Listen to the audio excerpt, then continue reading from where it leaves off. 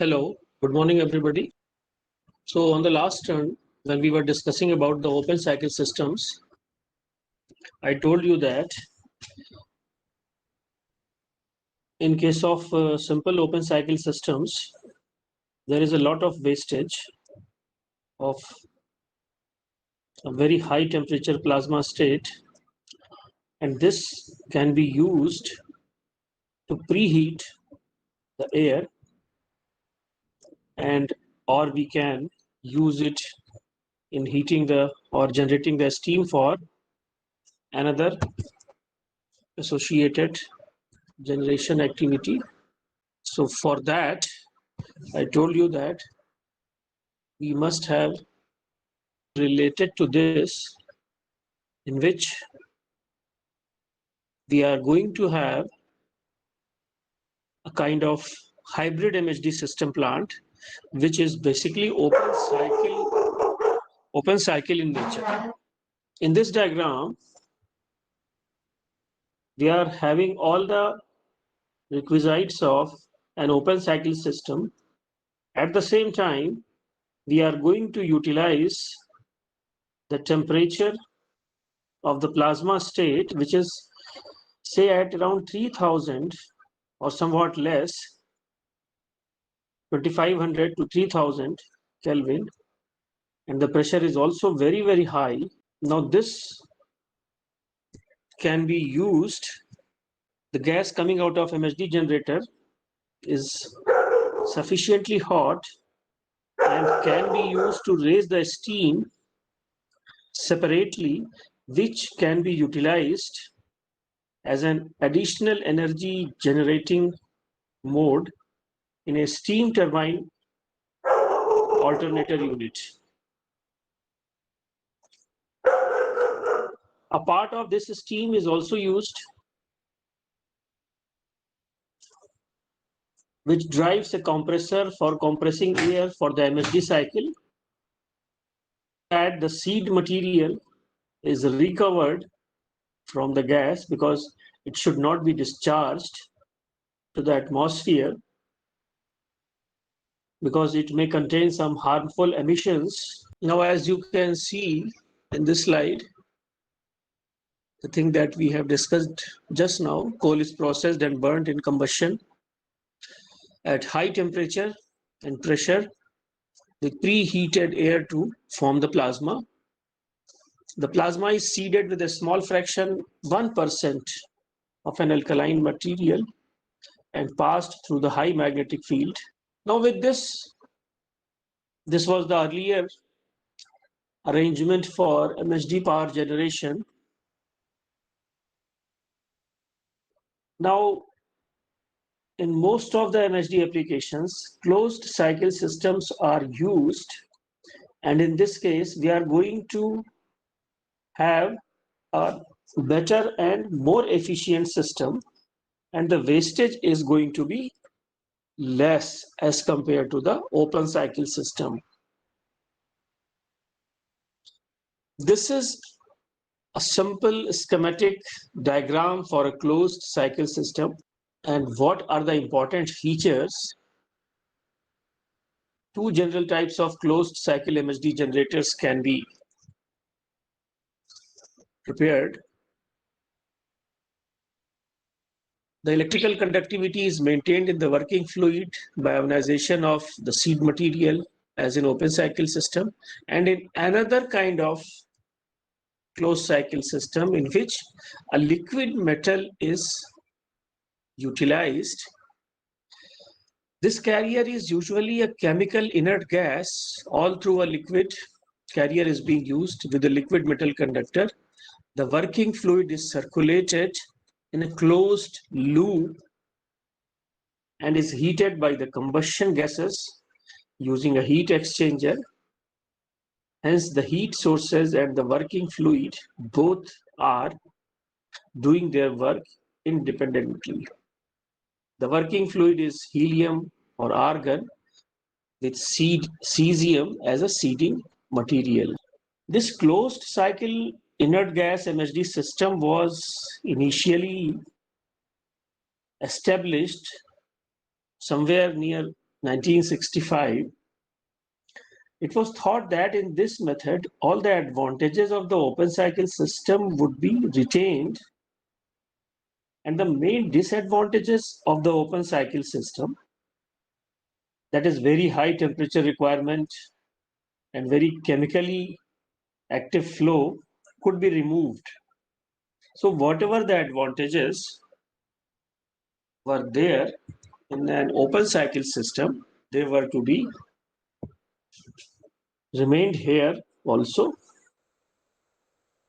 The working fluid in a closed cycle is circulated and recirculated in a closed loop. Now this working fluid is a mixture of atomic gases, without rotational and vibrational modes, and they interact readily with thermal electrons.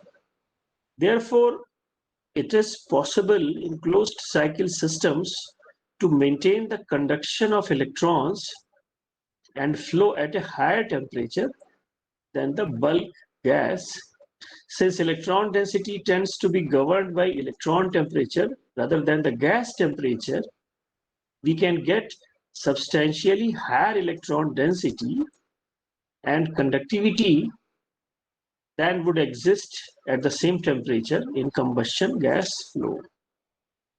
Now, there is also a possibility, and this being that a nuclear reactor can be used for a closed cycle MHD system. This is a possibility, and some work has also been done. So this is, but actually you know that nuclear generation is itself very closely observed activity because of related problems that can occur due to radioactivity. So all kinds of precautions must be made before we cooled and recompressed. Both the working fluids are recirculated again and again. Advantages of this closed cycle system. Now, this has been the two major type of MHD generation systems, the open and closed cycle. And now we can discuss what are the important issues that have caught the attention of our scientists and engineers and the designers of these MHD systems.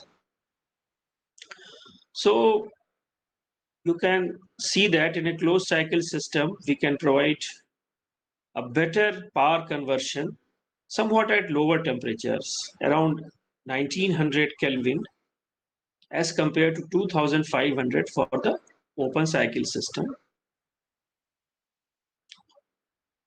This is going to be a major advantage.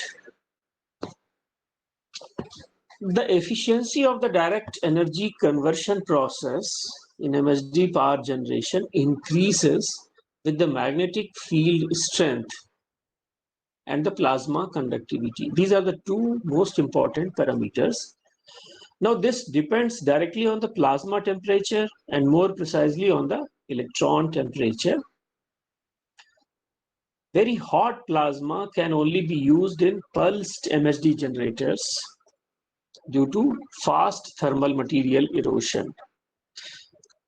The design of the material is a very important aspect, as I told you in the earlier session.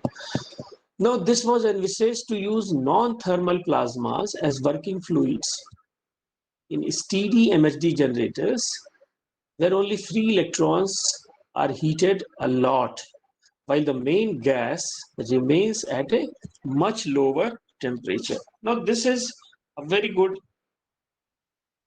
advantage that the conductors or the electrons which are moving at a fast speed with a very high value of kinetic energy, if their temperature is increased without increasing the temperature of the plasma or the main gas, then this is definitely very advantageous.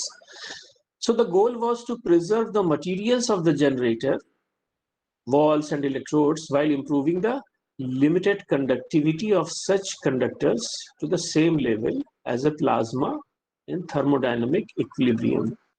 So there was a scientist, Evgeny Velikhov, I think he was from Yugoslavia or Russia,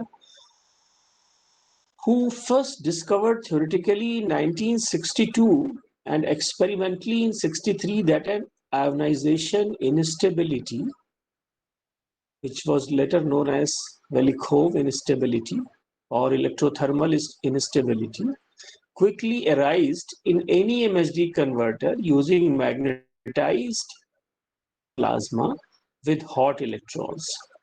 When a critical Hall parameter is achieved, hence depending on the degree of ionization and the magnetic field, an instability greatly degrades the performance of non-equilibrium MHD generators. The prospects about this technology, which initially predicted some awesome efficiencies, very huge efficiencies, crippled MHD programs all over the world, as no solution to mitigate the instability was found at that time. So these were the practical issues which definitely went against the more common and popular use of MHD. Consequently, without implementing solutions to master the electrothermal instability, practical MHD generators had to limit the Hall parameter or use moderately heated thermal plasmas instead of cold plasma with hot electrons, which severely lowered its efficiency. So in 1994, the 22% efficiency record for closed cycle disk MHD generator was held by Tokyo Technical Institute, somewhat around 100 megawatt plant. The peak enthalpy extraction in these experiments reached 30.2%. Typical open cycle Hall and duct coal MHD generators are lower, nearly 17%. So these efficiencies make MHD unattractive at this value by itself for utility power generation, since conventional Rankine cycle power plants can reach up to a level of 40% or 35%, which are definitely higher than these MHD generators. However, the exhaust of an MHD generator burning fossil fuel is almost as hot as a flame. By routing its exhaust gases into a heat exchanger for a turbine, which is based on a Brayton cycle, this is a thermodynamic cycle, or a steam generator Rankine cycle, MHD can convert fossil fuels into electricity with an estimated efficiency of approximately 60% compared to the 40% of typical coal plant.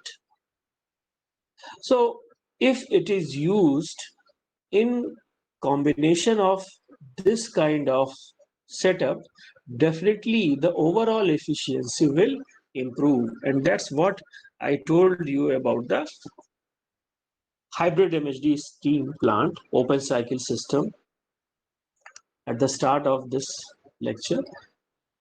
A magnetohydrodynamic MHD generator might also be the first stage of a gas-cooled nuclear reactor. Yes, that possibility is always there. Now there are something related to the material development and design problems. This will always be there because the temperature is going to be extremely high and we need to design kind of heat resistant materials in order to mitigate this problem and achieve better efficiencies and better lasting materials for the MHD generators. So MHD generators have difficult problems in regard to materials, both for the walls and for the electrodes as well. These materials must not melt or corrode at very high temperatures, obviously. Exotic ceramics were developed for this purpose and must be selected to be compatible with the fuel and ionization seed. These materials and the difficult fabrication methods contribute to the high cost. So the cost of establishing a good MHD plant is definitely a strong incentive for generating units. These MHDs work better with stronger magnetic fields. The most successful magnets have been superconducting and very close to the channel. A major difficulty was refrigerating these magnets while insulating them from the channel. The problem is worse because the magnets work better when they are closer to the channel. There are also severe risks of damage to the hot, brittle ceramics from differential thermal cracking. These magnets are usually near absolute zero, while the channel is several thousand degrees. So there are chances of thermal shocks. So these are some other issues which are always there in order to design, fabricate a good MHD system. Alumina and magnesium peroxide were reported to work for the insulating walls because these are the compounds which can withstand more than 2000. These are very good heat resistant materials. Magnesium peroxide degrades near moisture. Alumina is water resistant and can be fabricated to be quite strong. So in practice, most MHDs have used alumina for the insulating walls.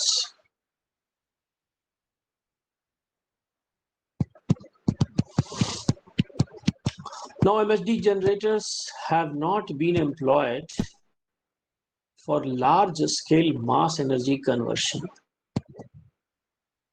because other techniques with comparable efficiency have a lower life cycle investment cost. So the cost of the power generation along with the capital cost of establishment of these MHD plants is going to be quite high.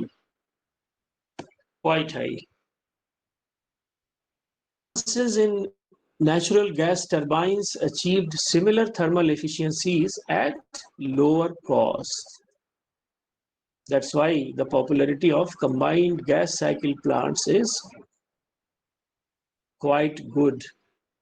By having the turbine's exhaust drive, a Rankine cycle system plant can be maintained.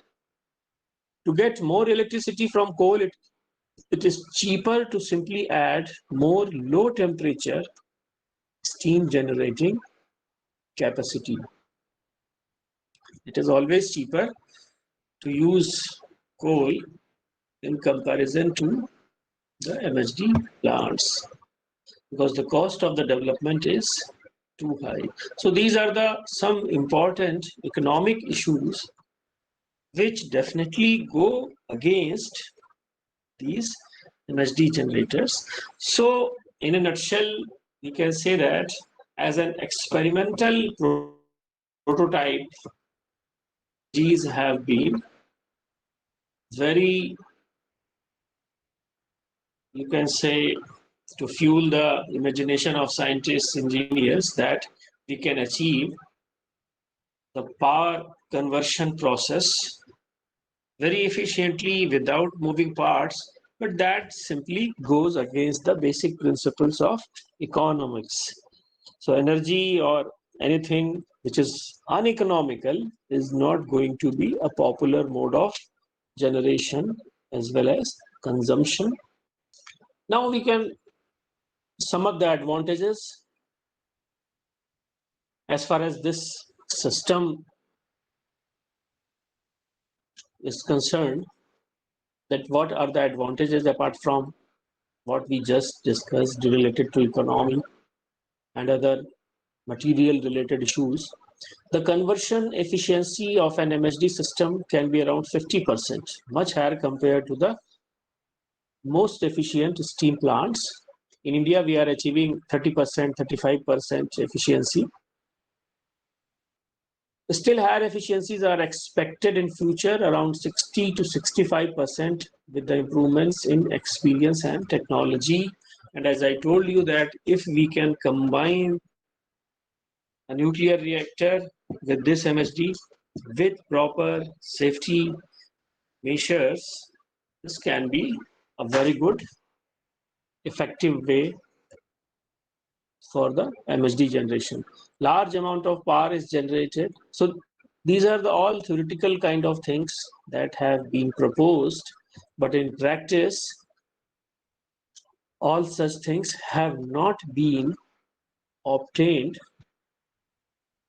It has no moving parts, very right. So more reliable in the sense that there is less wear and tear, there is less breakdown, no need of any scheduled maintenance as happens in case of coal-fired fossil fuel-based power stations.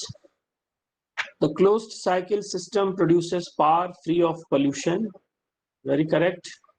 All these are the important features of MHD generation. It has the ability to reach the full power levels as soon as started. Yes, this is another major advantage. If it is going to be a 50 megawatt plant, within going to achieve the full capacity. The size of the plant is considerably smaller than conventional fossil fuel plants. Yes, the requirement of site in comparison to hydro, thermal, and other is very less for a MHD plant. These are really big advantages. Although the cost cannot be predicted very accurately, yet it has been reported that capital cost of MHD plants will be competitive to conventional steam plants. Although it has not been achieved, the cost is going to be high. So it was an earlier projection that the overall operational cost in a plant would be about less than conventional steam plants, but that achieved with the MHD generation operating in a solo mode. Combined with other plants, then only we can have the realization of such important advantage. Direct conversion of heat into electricity permits to eliminate the turbine, correct? Compared with the gas turbine power plant or both the boiler and the turbine, elimination reduces losses of energy, and this efficiency is definitely improved. These systems permit better fuel utilization. The reduced fuel consumption would offer additional economic and special benefits and would also lead to conservation of energy resources. There is no doubt about that. As we have already done a detailed discussion on the reserved fossil fuels which are available for a limited period of time, it is possible to use MHD for peak power generation and emergency services. It has been estimated for such duties is simpler, has capability of generating in large units and has the ability to make rapid start to full load. Yes, all these are very good possibilities. So we can conclude about this. In the MHD generator, the advantage of having no moving parts allows to work at higher temperatures than a conventional energy conversion. It is possible to work with temperatures around 3000 Kelvin, and these temperatures, the maximum theoretical efficiency would be near 90%. That is only in theory. In the section of near future MHD power generation system, the plant efficiency can be increased by increasing the working temperature, also in order to reduce CO2 emission. We can use nuclear power with high efficiency. So all these definitely go for the establishment of these MHD plants. But because of many deterrents, as I told you earlier, the establishment of these plants have not been very popular. There is another issue related to some toxic byproducts. MHD reduces overall production of hazardous fossil fuel wastes because it increases plant efficiency. In MHD coal plants, there is a patented process known as EconoSeed, developed by US, which recycles potassium ionization seed from the fly ash captured by the stack gas scrubber. But this equipment is an additional expense on the plant. But definitely they have developed all kinds of technologies related to the MHD power generation. The only thing is cost. I think because the cost comparison definitely goes somewhat against the establishment of MHD generation. So, as you might have realized by this time, that the commercial use of MHD concept has not been possible because numerous technological advancements are needed before we commercialize it to its complete potential. Most of these are related to material problems created by the simultaneous presence of high temperature and a highly corrosive and abrasive environment. The MHD channels operate under extreme conditions of temperature, magnetic field, and electric field. So all these put tremendous pressure for the design and operation of these MHD plants. So work is, as usual, always for better insulation electrode material which can withstand the electrical, thermal, mechanical, thermochemical stresses and resist the corrosion and abrasion processes which are always there. So in view of this, these are the limiting factors for the MHD generation, but we have always been in a process of development of power generation techniques through various systems, and MHD is one of these, as we shall realize in coming days that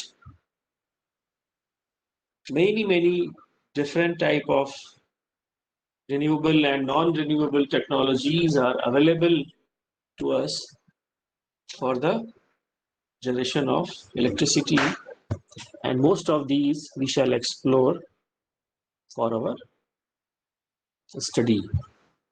So with this, I think all of you must have received the PDF related to Unit 1, as some of you were requesting in earlier lectures that the PDF should be given. So I think this is going to be very helpful because it's not available in the texts. And if you are the present situation continues like this, we may not it may not be possible for us or for you also to go to your libraries and get different type of texts which are there. So try to rely on more and more online material. But I think whatever I have given you should be sufficient as far your examination and all related things are there. And for the solar power, I think we have all the PPTs, but there is a limitation in that UP government website. They do not accept the PPTs, only PDF, notes, and all such kind of texts are accepted, and that too within a limit of 2 MB. So I need to convert it, I need to split these contents or compress it accordingly. So in future, you are going to get the same kind of PDF for the solar power also. So people who are having text with them, they can carry on their studies. And if you do not have in possession of good text, you can rely on these online materials, and that will definitely help you a lot. All of you can go through it.